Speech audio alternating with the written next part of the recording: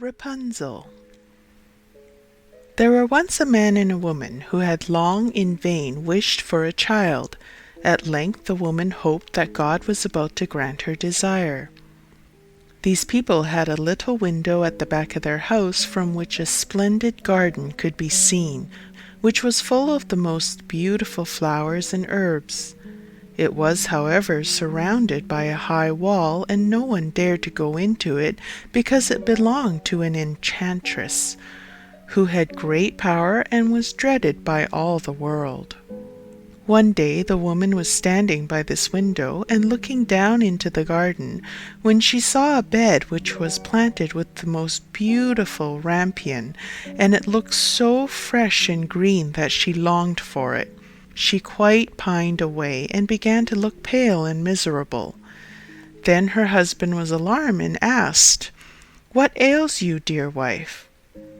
"Ah," she replied, "if I can't eat some of the rampion, which is in the garden behind our house, I shall die." The man, who loved her, thought, "Sooner than let your wife die, bring her some of the rampion yourself, let it cost what it will." At twilight he clambered down over the wall into the garden of the enchantress, hastily clutched a handful of rampion, and took it to his wife. She at once made herself a salad of it and ate it greedily. It tasted so good to her, so very good that the next day she longed for it 3 times as much as before. If he was to have any rest, her husband must once more descend into the garden. In the gloom of evening, therefore, he let himself down again. But when he clambered down the wall, he was terribly afraid, for he saw the enchantress standing before him. "How can you dare," she said with an angry look, "descend into my garden and steal my rampion like a thief? You shall suffer for it." "Ah," answered he, "let mercy take the place of justice. I only made up my mind to do it out of necessity. My wife saw your rampion from the window and felt such a longing for it that she would have died if she had not got to eat some." Then the enchantress allowed her anger to be softened and said to him, "If the case be as you say, I will allow you to take away with you as much rampion as you will. Only I make one condition.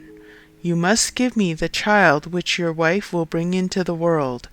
It shall be well treated, and I will care for it like a mother." The man in his terror consented to anything, and when the woman was brought to bed, the enchantress appeared at once, gave the child the name of Rapunzel, and took it away with her. Rapunzel grew into the most beautiful child under the sun.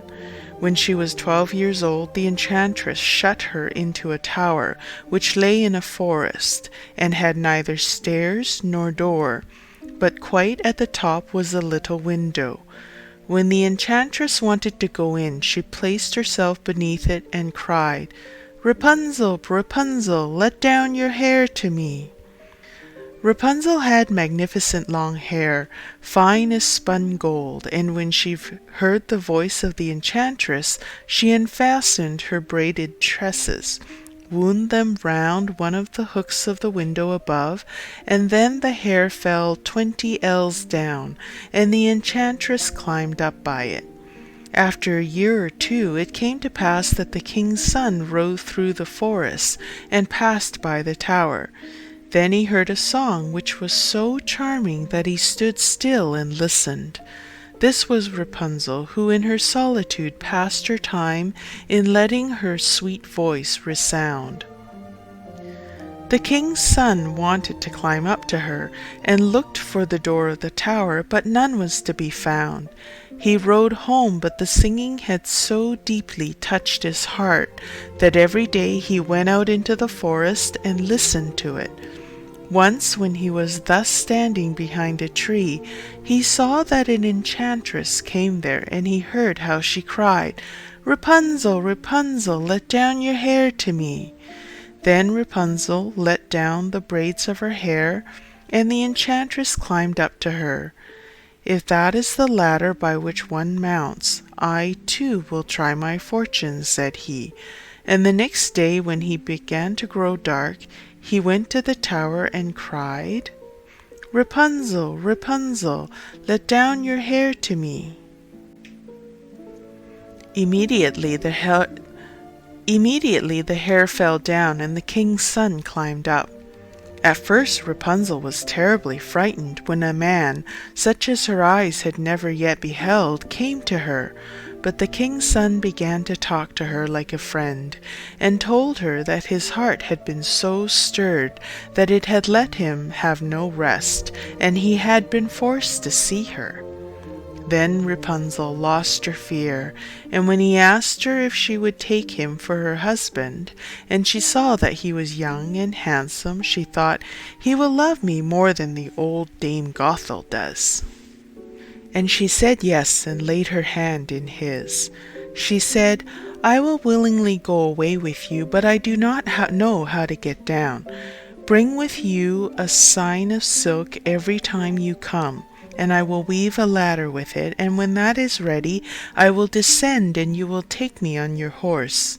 They agreed that until that time he should come to her every evening, for the old woman came by day.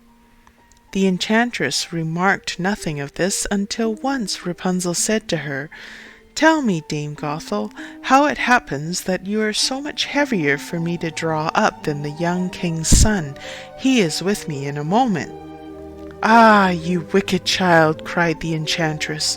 "What do I hear you say? I thought I had separated you from all the world, and yet you have deceived me."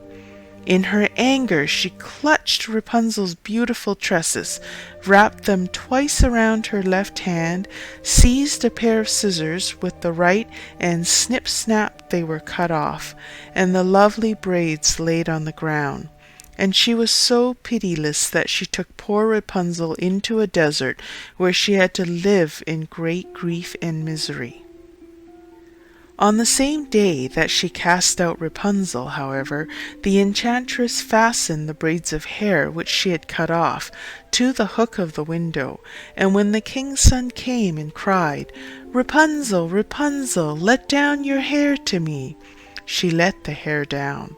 The king's son ascended, but instead of finding his dearest Rapunzel, he found the enchantress, who gazed at him with wicked and venomous looks. "Aha!" she cried mockingly, "you would fetch your dearest, but the beautiful bird sits no longer singing in the nest. The cat has got it, and will scratch out your eyes as well. Rapunzel is lost to you. You will never see her again." The king's son was beside himself with pain, and in his despair he leapt down from the tower.